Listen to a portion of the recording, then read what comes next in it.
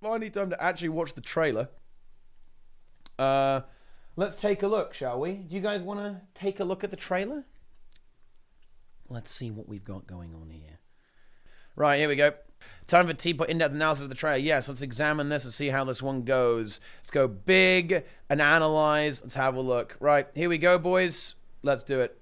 Hang on, actually, let me mute the game first, because otherwise we're going to get some like weird kind of muttering and whispering in the background. We don't want that. So, guys, I'm just saying, there is blood, mild language, use of alcohol, and violence. In-game purchases, users interact. So, guys, bear in mind, if you're not okay with that, you need to leave now, right? Okay, so if you don't like talking to other people, get the hell out. Let's go. That's quite loud. Commander, I need your help here. Okay. At Jorah's keep. The gate's open. And no one here to greet us. No. What? Oh no! What happened? Look, they're all dead. See? Edgy, guys. Look at this. There's dead bodies all over the place. Corpses. Very nice. We need to fix this. New map.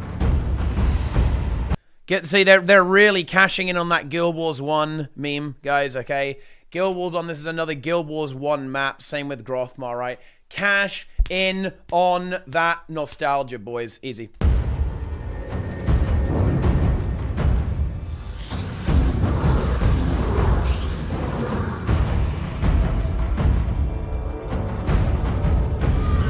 So the mastery seems to be actually combat oriented as well, which is really interesting. If you take a look at this, right? Look at this. Look at this gaming, guys. Right, you've got that you kind of feel like a giant laser, like you just fire a laser at something, right? I mean, that's kind of interesting, I guess. I think that's fine to use the power of the Raven to like whack something with a big laser as an upgradable weapon. Now, I have actually already seen this trailer, and I'm not gonna lie, to my shame, I didn't even see it upgrade. I thought they just showed the first tier. It does actually change. You can see there it's kind of all rocky and a bit very rugged and not really patterned or anything like that. If you then move a little bit, you can see that you've got some. It's kind of polished. I imagine there'll be a third tier to that as well, where it's a bit shiny and stuff.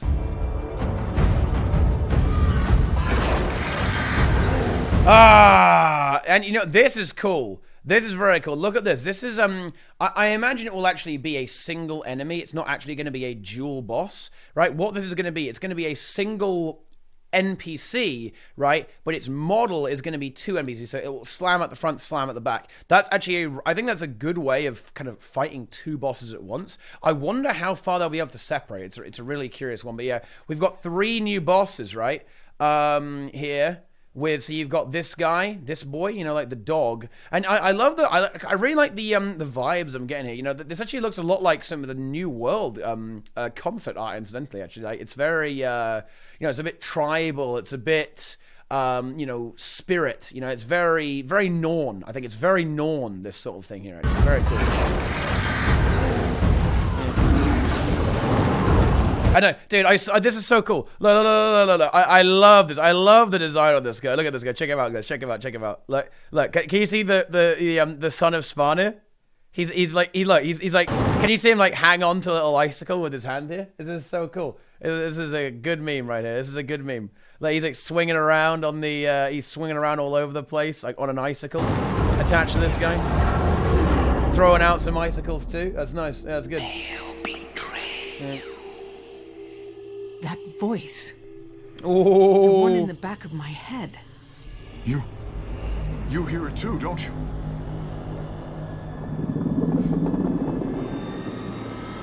Ooh.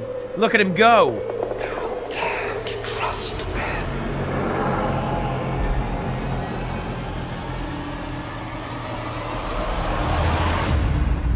I can protect you.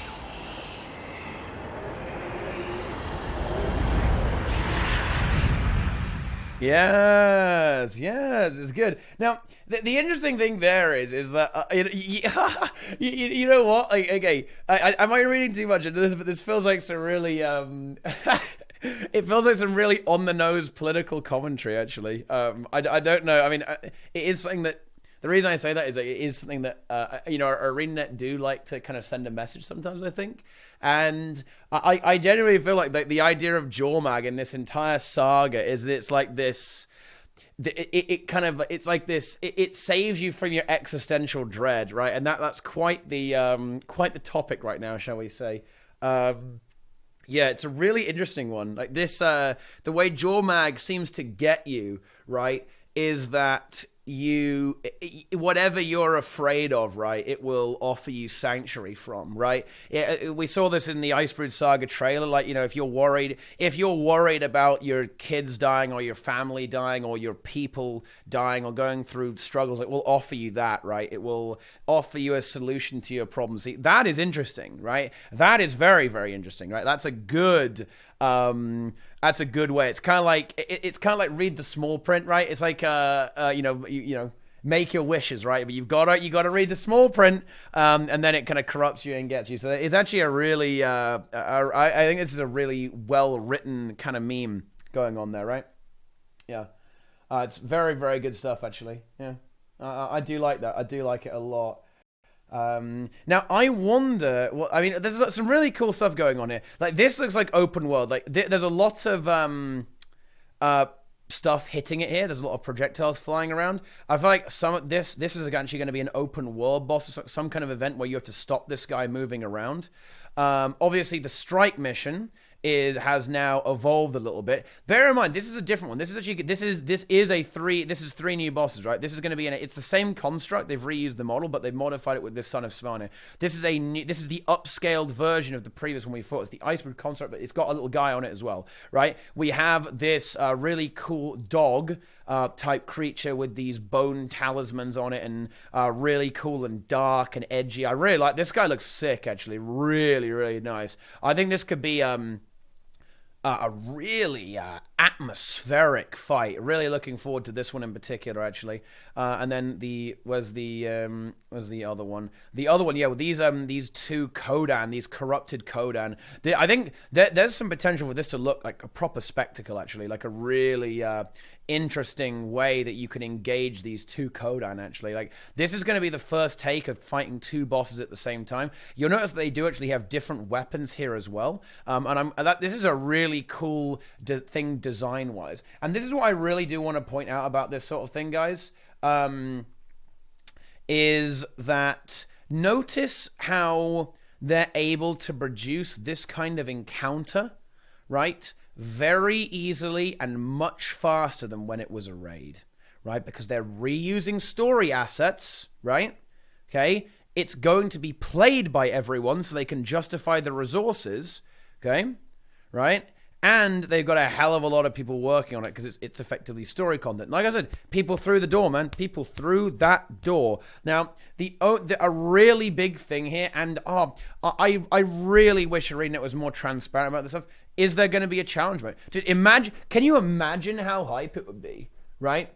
Okay, imagine how hype it would be if they said 3 new bosses, okay, 3 new challenge modes, or something like that, right? You know, or something along those lines, like 3 new hard modes, right? On top of that as well, right? That would be really, really exciting if they do. I fear that that's not going to be the case, but maybe they'll be a bit trickier anyway. Like, but even if they're a bit trickier, it won't be even close, right? It won't even be close to how difficult it needs to be. There is one thing about the design here that does actually bother me a little bit, right? Weekly rotating ArenaNet. Really? Really? You mean I have to wait for like 3 weeks, or rather 2 weeks, before I can even play the 3rd strike mission? Why? Why have they done it like that? I don't understand. It doesn't make any sense to me, right? It's to make you come back to play the game. Yeah, I know it is, but it's great for people who only log in like on the day. But if you're a veteran player who just wants to play the game and play the content, it is so bad, right? Like I hate to say this, guys. Like, this is a really good trailer and it's a really hype patch, but this is such a blunder. Like, once again, I'm really sorry, ArenaNet, but you're completely ignoring your existing veteran player base, right? This is hard ignoring them. This is honestly, this is like saying, hey, fuck you, right? We already told you to piss off with build templates. Now we're telling you to really fuck off, right? In fact, like, this is playing into the meme of like, yeah, log in for 2 hours, log out, and then come back when there's something else to do. Like, they play into the meme so hard here. Yeah, so I don't know. This does frustrate me a little bit. I'm not gonna lie. Now, here's the thing. Like, I'm hoping that this is slightly poorly worded, and what they mean is it's a bit like recommended fractals, or rather daily fractals, so you can still play all of the strike missions, but only one of them is going to give you the big reward. If that's the case, absolutely fine. That means I can still play my video game, everyone's happy, right? But if it is actually time locked, that's just such a weird thing to do. And this is the other thing, guys, that really does bother me about ArenaNet, because on one hand, this is why I'm so confused with the company overall, right? On one hand, they really want you to, go out and explore and do your own thing. But on the other hand, they rule you with an iron fist, that they are very excessive on how you play our game. Don't play GVG, you're ruining my game mode, right? Okay, play casually, just log out and come back later, just take a break forehead, right? They pound you with this stuff sometimes. Like, come on, let's go. But if you want to give us freedom, then give us some goddamn freedom. Don't lock us out for weeks of playing the bosses that you just spent a really long time designing, right? It's very unusual, because I would imagine that they both have, all three of them probably have unique rewards. So it's not like people won't be farming them daily if they could. It's just very weird. It's like this, to be honest. I don't like it very much at all. I do not like it. This happens in other games. I mean, yeah, it does in other games, but look, just because other games are badly designed doesn't mean ArenaNet can make their game badly designed as well, right? I mean, I don't know what to tell you, right? I think if these bosses are hard enough, then a weaker rotation will be beneficial at the start, and people actually struggle to compete new harder strikes. I mean, maybe, but in the long term, I'm not gonna lie, Rubik, right? For your average raider, this is gonna be a cakewalk, right? I think people might struggle with it, but I see what they're trying to do here. I think they're expecting that these are quite a bit harder, so people will struggle with them. And so they don't want to kind of split people up. They want to have lots of groups trying a specific one and focusing on it until they get it done, right? And then they'll do it the next week. But why not just patch it every week then instead? Because they ArenaNet have this amazing server architecture where they can just patch, right? So why not instead stagger the release? Release it every week instead of permanently weekly time gating it, right? Instead of doing that. It doesn't really make any sense to me. Yeah.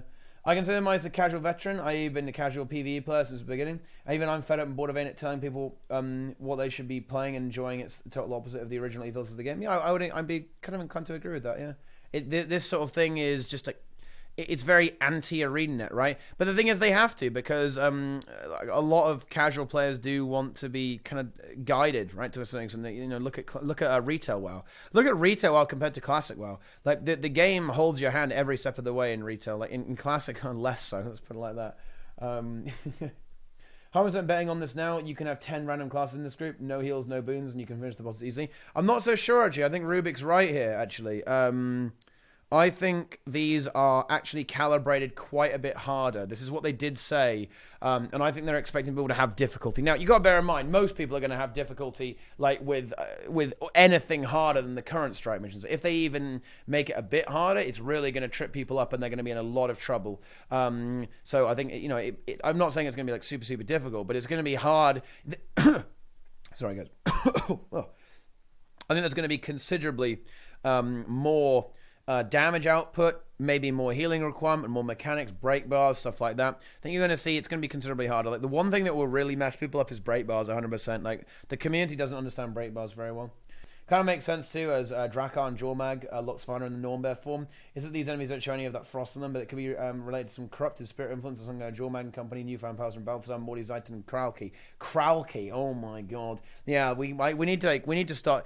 This is like the most bizarre thing ever, right? Okay, like why do we start nicknaming the dragons, right?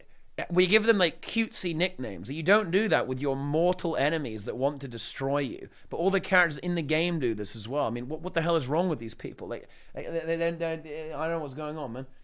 3 strike missions is way better than 1 good raid boss. I think that the strike missions, why not even make them raid bosses? I really think they can do some really, really good work here. And just make them effectively raid bosses. I don't see why they can't do that. I really don't. I really hope to see challenge modes coming out with these to give them a bit more punch, a bit more difficulty. I would be pretty disappointed if it turned out that they were all soloable. Although, on its own, that's interesting as well, actually, if they're soloable, like, break out the firebrand and let's start soloing these bosses, right? Like, it might be possible that they are all soloable. Like, guys, I don't want to be overly defeatist about it, but I think if you're coming at this game from a PvE perspective, you kind of just have to accept it for what it is at this point. If you're looking for a challenge, like, go play Final Fantasy, right? Like, I'm being told, like, people are gleefully telling me how, like, people are hard stuck for, like, 3 hours on the first phase of Final Fantasy new release. I mean, if you want a hardcore PvE experience, like, go play that, right? Like, you wouldn't be playing Guild Wars 2 if you cared about hard content anyway. Like, Guild Wars 2 has never been hard compared to these other games. You just gotta see it from, like, the fun perspective, right? Are the fights fun? Are they fun to play,